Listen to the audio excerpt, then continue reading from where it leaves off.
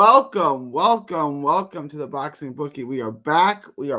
It's good to be back. Got a good one for you today. I got to get into Jose Benavidez, who fights, once a year or so, hasn't fought about 15 months because he's a PBC guy, against Danny Rosenberger, who fights regularly because he's not a PBC fighter. Before we get into that, guys, please like, share, and subscribe. Follow me on all forms of social media. The Boxing Bookie comes at you for every single major fight. Show you how to consistently make money betting on the sport of boxing. The bookies, the odds makers, they don't know what they're doing. I do. I'm going to show you how to consistently make money betting on the sport. So join the Patreon. Link is in the description. Just $5 a month gets you the absolute best gambling advice anywhere in the known boxing universe. $5 a month gets you the absolute best gambling advice. Lock of the week, ask to book anything, request a video, the updated props, get you all that for just $5 a month. So join the Patreon. After you do that, head on over to carnivalbar.com. That's carnivalbar.com. Use promo code BOXING at checkout to save 10%. That's promo code BOXING at checkout to save 10%. It's a meal in your pocket. It's the world's only high-fat, grass-finished beef bar that replaces a meal while on the move and stores for years. Get your travel autonomy and freedom back. carnivalbar.com. It's the nutrition of a steak, convenience of a bar. carnivalbar.com. Use promo code BOXING at checkout to save 10%. All right. And then after you guys do that, head on over to Texas Boxing Scene. That's Texas Boxing Scene on YouTube. All proceeds go to Autism Research and Recovery. So please like and subscribe to that channel. Check that channel out as well. All right. Jose Benavidez. He fights tall, stalks behind a jab. He fought Terrence Crawford relatively tough. Almost went the distance. Got knocked out like 20 seconds left. Won a couple rounds in that fight, but this is 2018 or something like that. Straight up fighter. He doesn't decent head movement. Likes to be at range. Not a high volume guy. Very patient, selective with his shots. Not a volume puncher by any means. He's super patient and calm. He's defensively responsible. Nice straight shots, crisp, clean shots from the outside. He's a bit of a sniper from out there. Decent hand speed, good timing. He can punch with you. He's long and lengthy, and he uses it. Nice jab, really snappy jab. He creates and maintains distance well with that.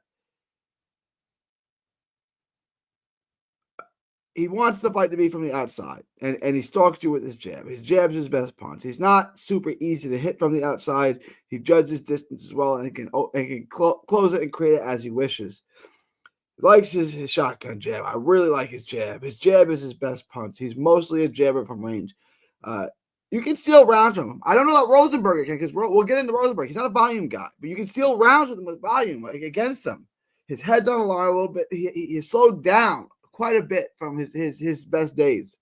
When you go back, you watch that Crawford fight. You go back, you watch his most recent fight. He's slowed down quite a bit. His head's on the line. Too much one shot at a time. He's stationary.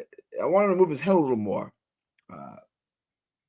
He's moving less. He's slowing down. He's more stationary, less movement.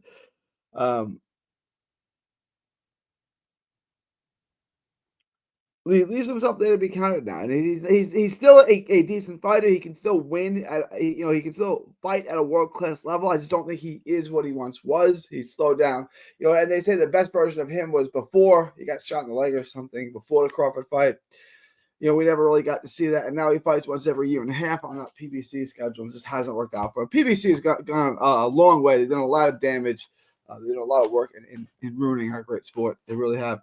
Danny Rosenberger, back foot mover, moves, uses the ring.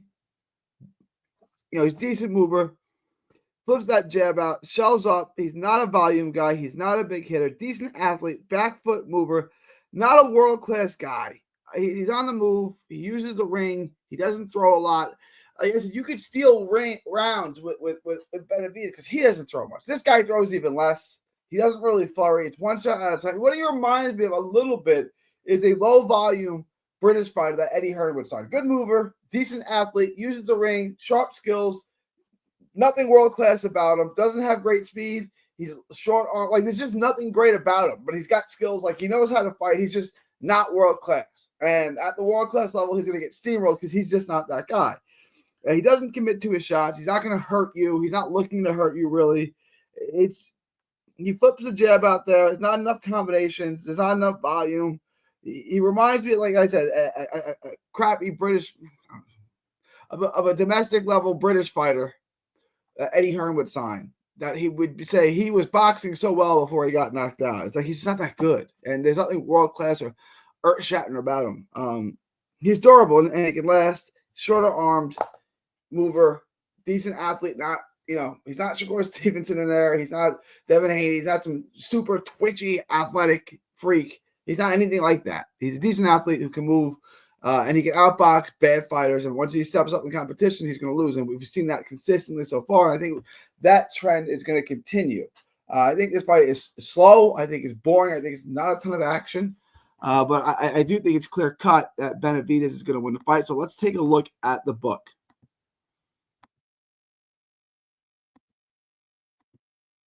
Where is this fight?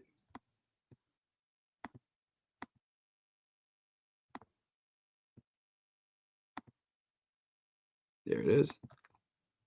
I wish we had a prop for this thing to go the distance. I would absolutely take it. Benavidez is minus 1,100. Honestly, I would just stay away from this fight altogether. Look, here's my bet. Benavidez, money line. You can make it a 1.5 times bet. My advice to you would be to stay away from this fight. $150 bet is going to make you $13, $14. It's not making any money.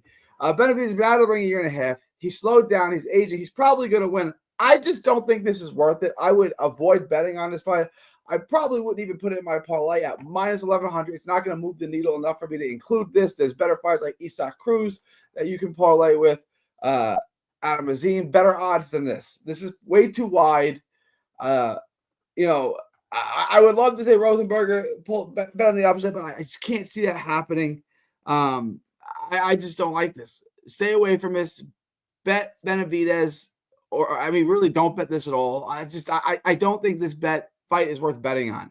I think there are better fights to make, but if you're asking me for my advice and you really want to bet on this fight, Benavidez money line, you can put him in your parlay. I'm really, really confident that he does win this fight. All right, let me know what you guys think. That's a review. That's all we got for this fight. Not a big fan of betting on this fight. Let me know what you guys think. Leave your thoughts, comments below. Please like, share, and subscribe. Follow 3D Boxing blog at all forms of social media. The Boxing Bookie comes at you for every single major fight. Show you how you consistently make money betting on the sport of boxing. It is January 31st, 2025. From Texas to the world, thank you, and God bless. Don't miss a tweet, post, story, or video. 3D Boxing is on Twitter, Instagram, and Facebook. Hit the subscribe button now to stay inside the ring.